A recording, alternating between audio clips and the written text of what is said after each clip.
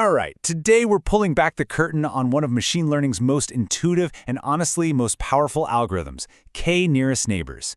You've seen it in action, even if you didn't know it, when you get a movie recommendation or your bank flags a weird transaction. This thing is a silent powerhouse, so let's dive in and figure out how it all works. You've probably heard this saying a million times, right? Well, it turns out that's not just good life advice, it's the core logic, the entire soul of a brilliant piece of AI. So what if you could teach a computer to do just that? To figure out what something is, not by following some crazy complicated rulebook, but just by looking at who its friends are. A machine that spots spam or fraud simply by checking out the neighborhood. That's exactly what K-nearest neighbors does. Which, of course, brings us to our first section. We're just calling it the Tell Me Your Friends algorithm, because honestly, that's the best way to get a gut feeling for how K-nearest neighbors, or KNN for short, really operates. Okay, here's the textbook definition. Let's just focus on a couple of key words here. Non-parametric sounds complicated, but all it means is the algorithm doesn't try to squeeze the data into some neat mathematical formula. And lazy learning? This part is actually pretty wild. It means KNN does literally zero work up front. It just memorizes all the data you give it. It's only when a new piece of data shows up that it finally gets off the couch and does something. So how does it pull this off? It's basically a simple three-step dance. Step 1, a new data point shows up.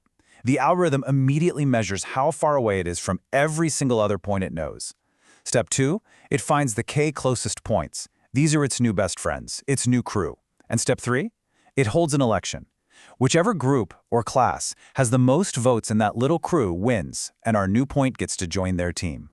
Let's make this super concrete. See that question mark? That's our new guy. It's lost and needs a home.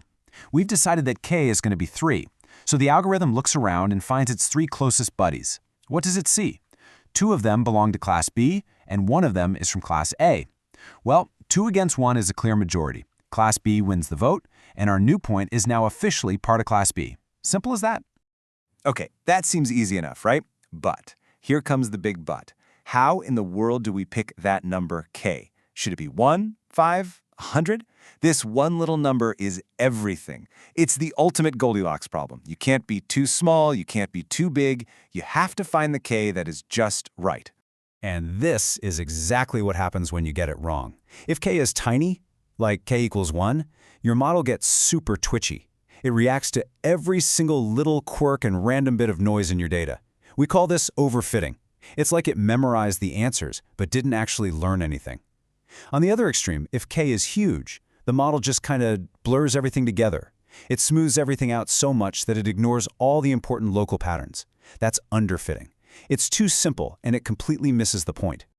And this right here, this brings us to the fundamental challenge of all machine learning. It is this epic battle between just memorizing what you've already seen and actually generalizing from it so you can handle things you've never seen before. This is it. This is the golden rule. A model that just memorizes the training data is basically worthless. Think of it like a student who crams for a test, gets an A, but then can't apply that knowledge to a slightly different problem a week later. It's useless. What we need, is a model that generalizes. One that truly understands the underlying patterns so it can perform well out there in the real world.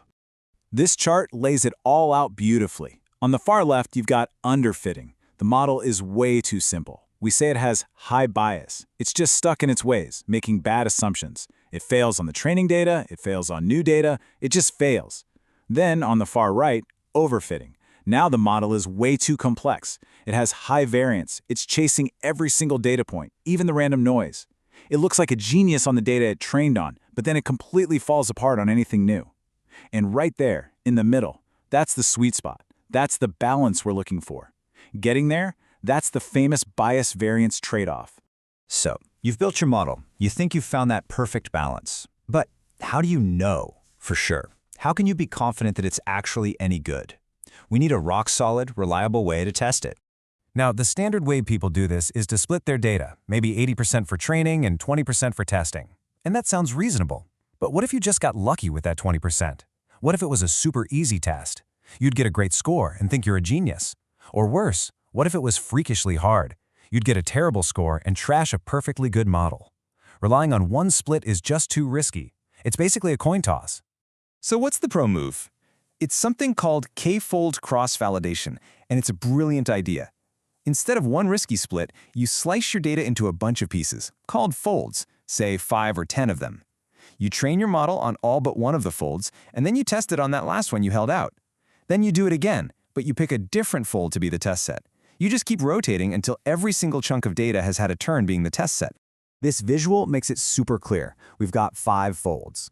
In the first run, fold 1 is the test set. In the second run, fold 2 gets its turn, and you just keep going. By the end, you've actually built and tested your model 5 separate times, on 5 different chunks of the data. This gives you 5 scores instead of 1, which is way, way more trustworthy. And here's where the real power comes in. You don't just get a single number. You get an average score plus a confidence range. A result like 92.3% plus or minus 1.8% tells you so much more.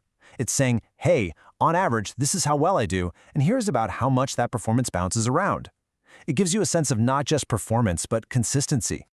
Okay, so we have a reliable score. We're done, right?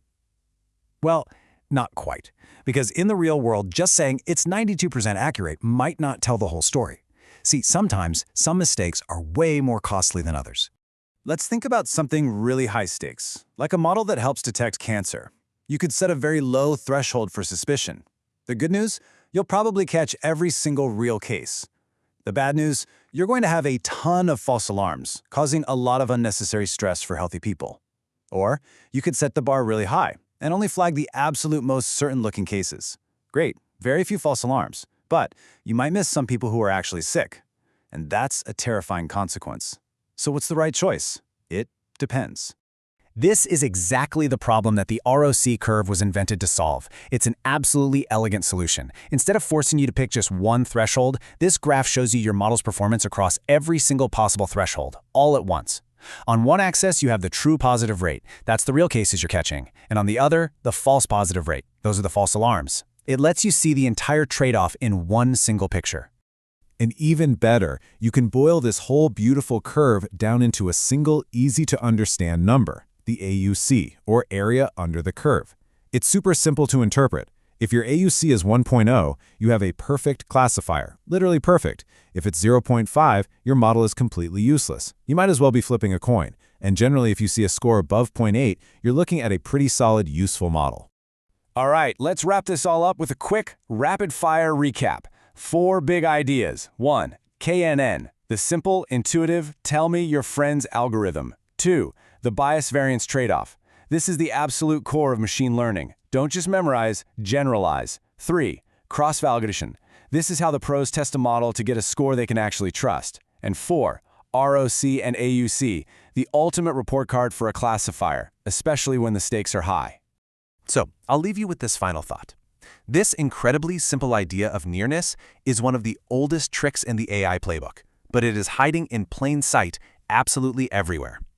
So the next time Netflix perfectly nails a movie suggestion or your bank flags a weird purchase, just take a second and ask yourself, is that the powerful, simple idea of k-nearest neighbors working its magic in the background?